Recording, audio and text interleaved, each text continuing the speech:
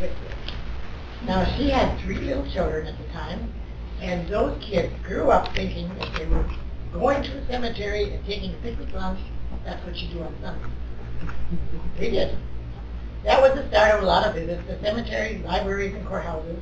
We learned a lot the next few years about relatives, and I wrote it all out.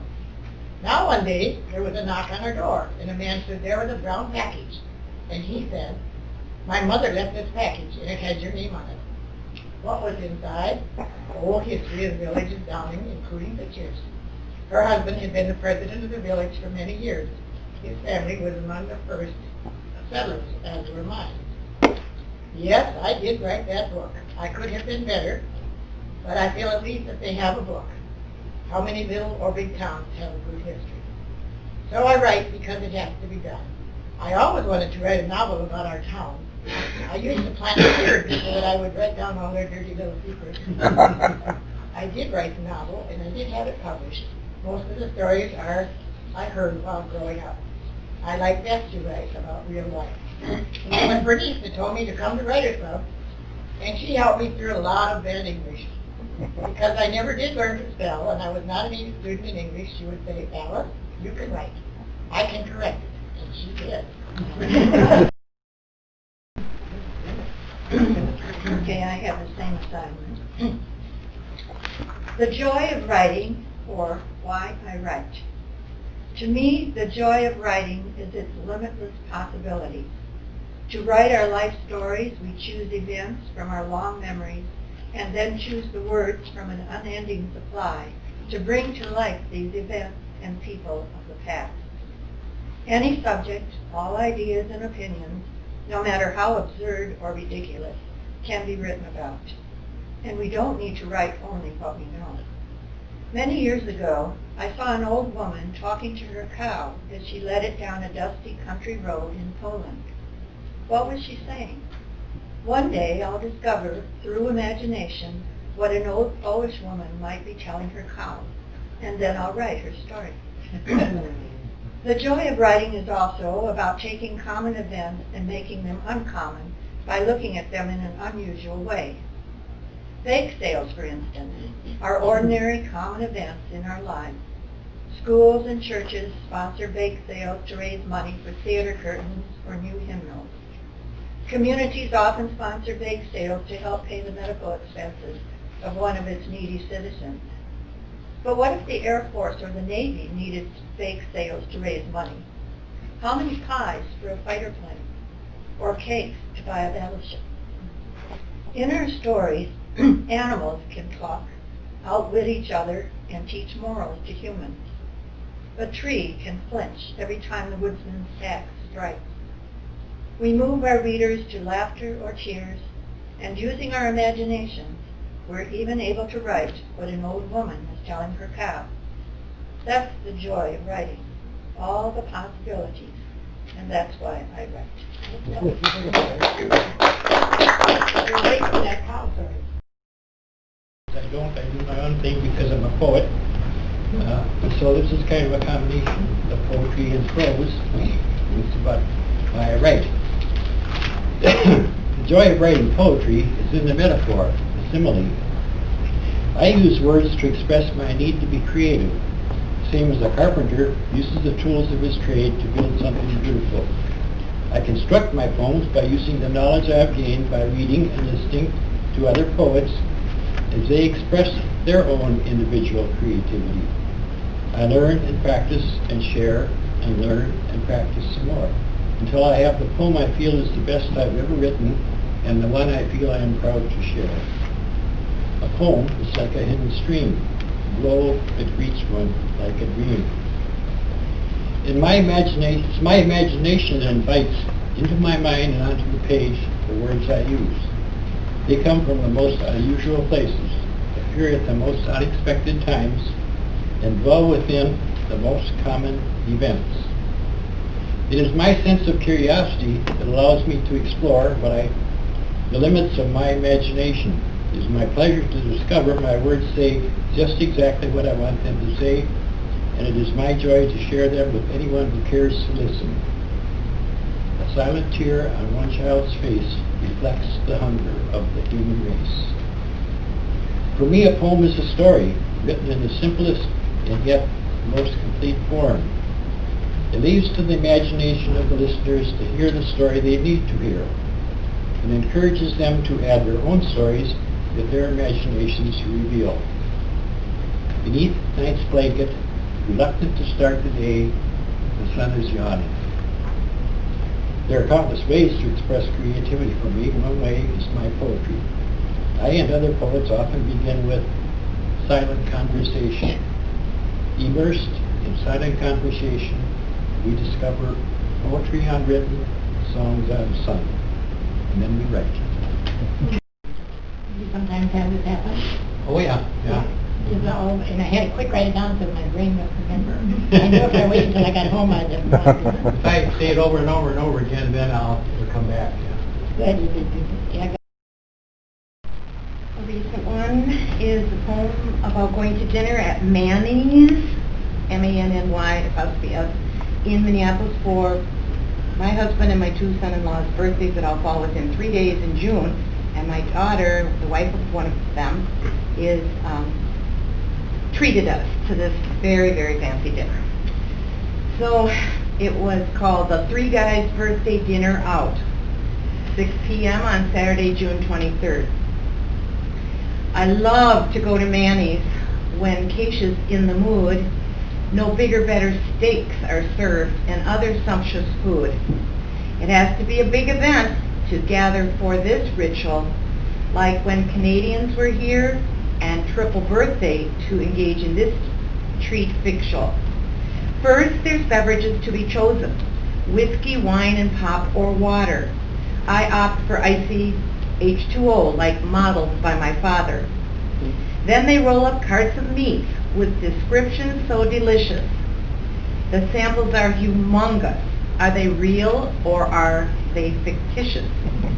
Then to order salad does come next, with then sides and choice potatoes. I covet wedge of lettuce, crumbled blue cheese, bacon, and tomatoes. Oh, I forgot the appetizers, needing explanation.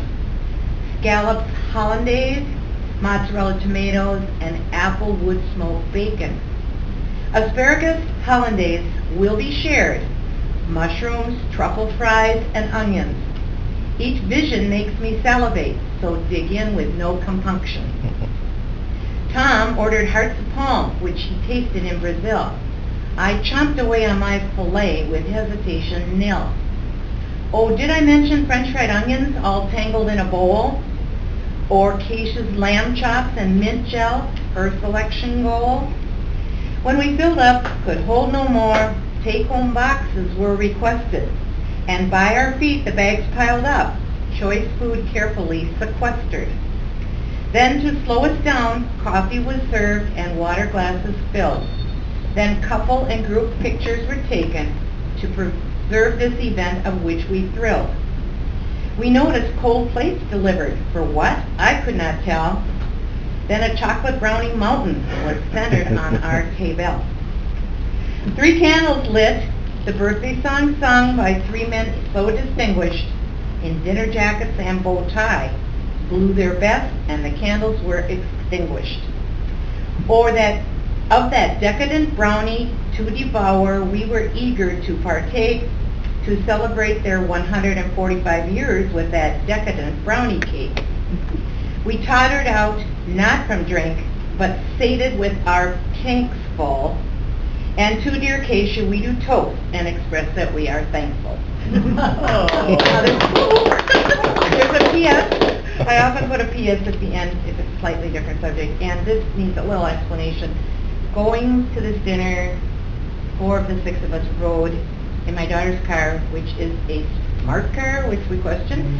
She started the car with her key, put it in her purse, threw her purse in the house. So we're driving to downtown Minneapolis from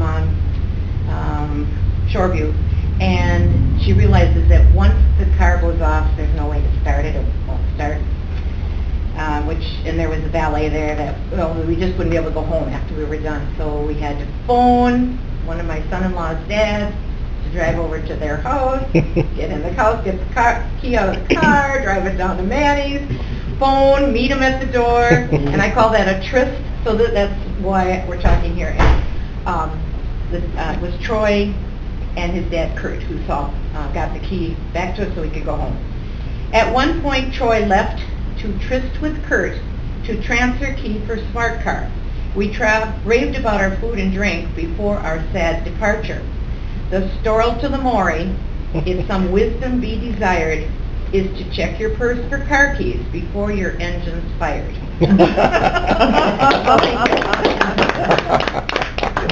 All that food stuff, you should have read that before. Yeah, exactly. You probably would have finished everything up. Well, I don't even want to go.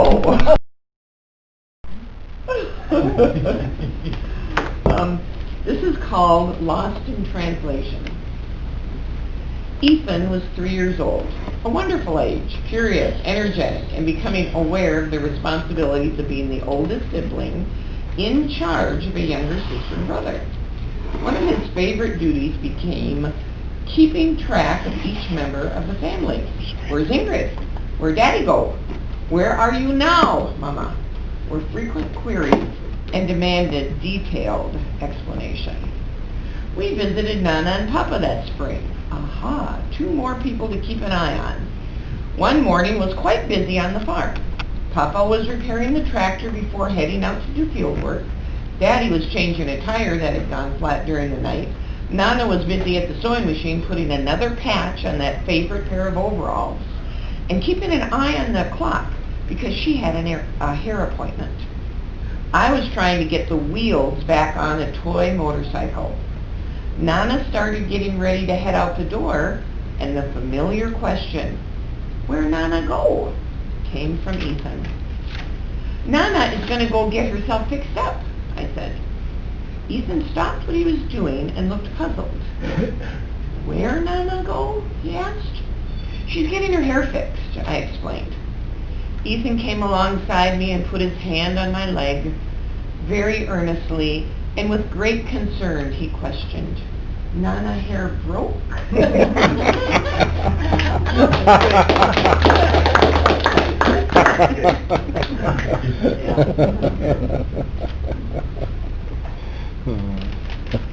Okay. A couple months ago, a beautiful college girl shocked all of us and herself when she delivered a 7-pound baby girl.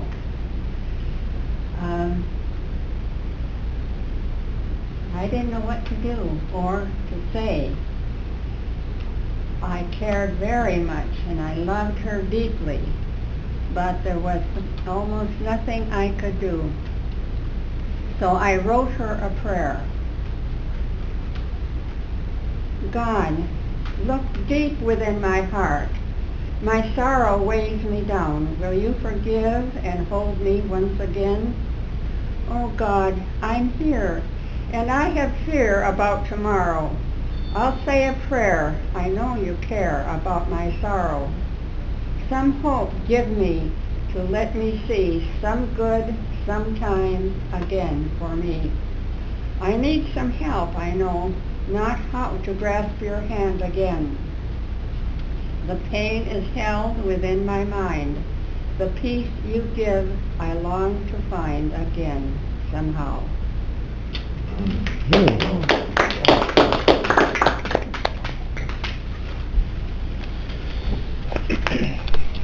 I was talking earlier, I write what comes to me. I never have felt that it's me, it's something else. It's a breeze of some kind. It says, here, I want you to write this. And last night it came to me, I hadn't written anything for a while, and as I sat down, I had some earlier thoughts, and this is what came out. It's a short story called Cold and Delicious. I don't know if any of you listen to Moose Radio on Eau Claire. It's a country western. The morning DJ likes to talk about it's cold and delicious, meaning a beer. It's cold and delicious. I like my beer, is said to no one in particular. Any beer really, as long as it's cold and tastes good. and again to no one in particular. The barkeep was down at the other end of the bar talking up a lady with a low-cut dress. Two other gents were in deep conversation 2 stools down. A Skeeter Davis tune cried out from the jukebox. He was sure it was End of the World, whatever it hits. He took a pull on his long neck Pabst and sighed.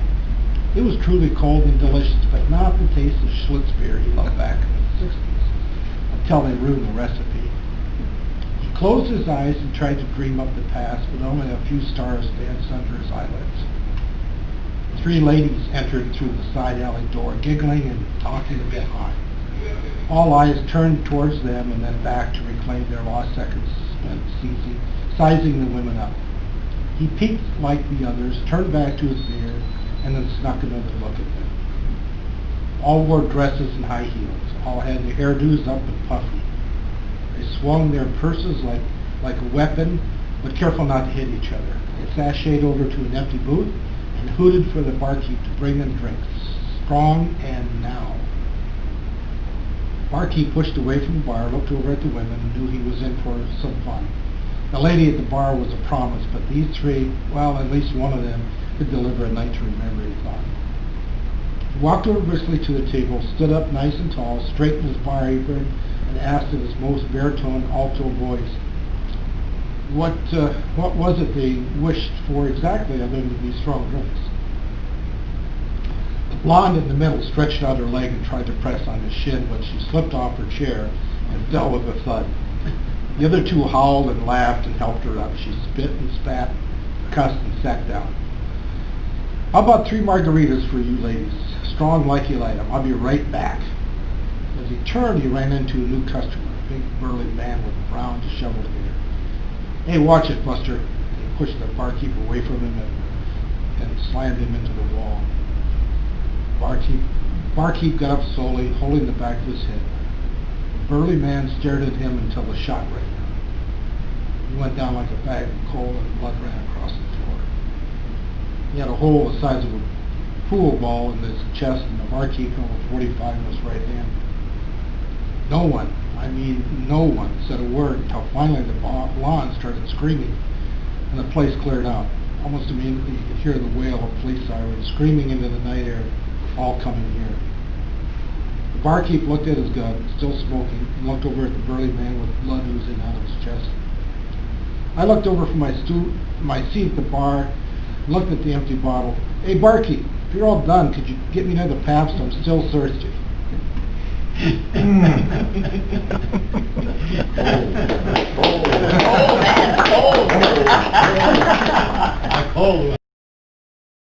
Slot machines. And I don't go near casinos. The only time I've been to casinos when 4th of July, the restaurant that we had planned to go to had closed because they ran out of food. So we went to the slot machine, to the casino and had our lunch there. That's the only time we've been, and including winning the slot machine. Oh, shame on you. Well, here's a story. When I was a boy, there were slot machines all over. The Grand Shop was a little hole in the wall that was next to the Grand Theater. It sold newspapers, candy, gum, and it had slot machines. Like a lot of people, I was fascinated by that. In fact, if I came to buy anything mechanical, I never put any money into them. My dad said that slot machines were for suckers. I didn't want to be a sucker. One day I was going down the alley between Garfield and Field Streets on the 600 block. Urkulas lived across the alley from the Anderson store. There, lying in the alley by Urkulas was a slot broken machine. It was a small one, about a foot cubed, made of some sort of silvery pot metal. I picked it up and carried it home to the basement where we had a shop. I took the cover off and started to examine it so that perhaps I could fix it. My dad came down and said, "What do you have there?" I replied, "A slot machine I planned to fix." He got very angry. I was afraid he was going to do something terrible. Then suddenly his whole countenance changed and he told me to leave. I was happy to go. The next 2 evenings he tinkered in the basement by himself. This was highly unusual. Usually it was he, Lawrence Clifford, and me. One night he invited us and all of our friends and the neighbors down to the basement. The word was out and everybody came. He said, "This is a slot machine that John bought. I had repaired it. He had destroyed the back cover so it could not be replaced on the machine. He turned it around so we could see inside from the back. He had used pieces of wood to hold the parts together. He showed us that it could be used for pennies or nickels by switching a small lever on the back. There were two containers inside, one for the house and one for the jackpot. The coins were inserted into the slot. The first went into the house container, and the first two went into the house container, and the third one into the jackpot container. So the odds that you could get only a third of your money back if you were dumb enough to feed the machine. Another small lever changed it to 60-40. 60% went to the house. Then he explained the rules of the house. Anyone could play the machine as long as one of us was there. Evenings until 9 and Saturdays. We had to take turns and no one could hog the machine. He had placed 100 pennies in the machine. No one could use any of their own money and no one could remove any money. When all the pennies were used up, turn the machine around and use the pennies in the machine. We had kids lined up 20 deep. We had to have a timekeeper. This lasted for months. But slowly the number dwindled until only a few hardcore remained. Then even these stopped coming. I guess we had learned our lesson. One day, about 2 years later, I was starting a new project and I needed some more room. The slot machine was in the way and no one was using it for months. I emptied out all the pennies and counted them. There were 97. Then we used a sledgehammer to reduce the machine to junk and threw it in the garbage can. I brought the 97 cents to my dad and I explained that perhaps if we swept the floor, we could find the other 3. He said not to bother. Then I told him that I had done with the machine. He smiled and says, "That's good." When I was in 9th or 10th grade, the Evelyn High School band went to International Falls to participate in the parade.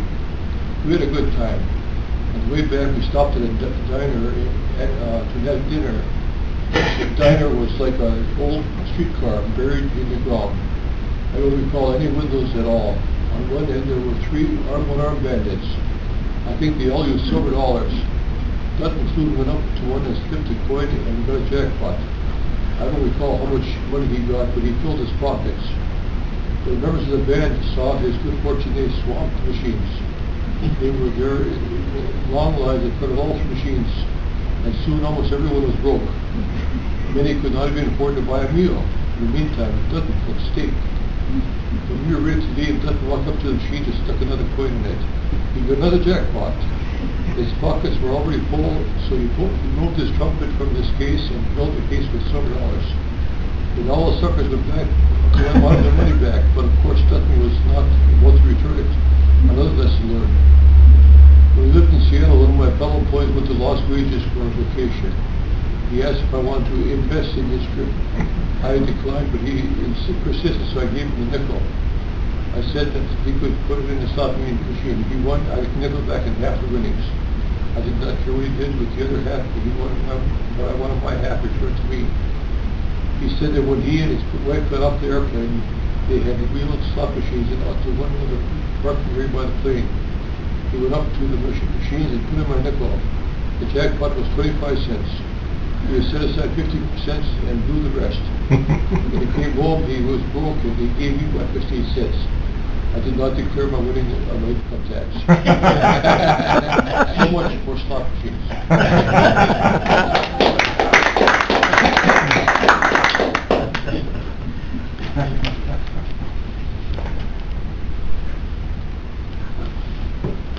Why do I write? That is the question. We wondered that. The answer flies on every gentle breeze, on enchanted flowers swaying in rhythm, on the hasty comings and goings of creatures great and small.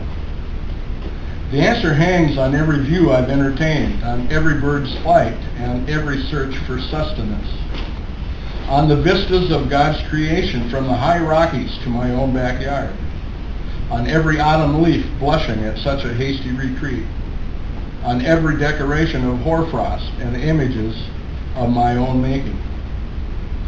The answer glows with every sunrise and sunset, with every rolling thunderhead in a hurry to get somewhere, just as we, with every lightning flash and the surreal images seen for too short a time. Of course, it sounds better on the ear to right than to wrong, or to right than to left. And I write for the enjoyment it brings to me, and often to others, which begs the question, why don't others write? Yes, Gary.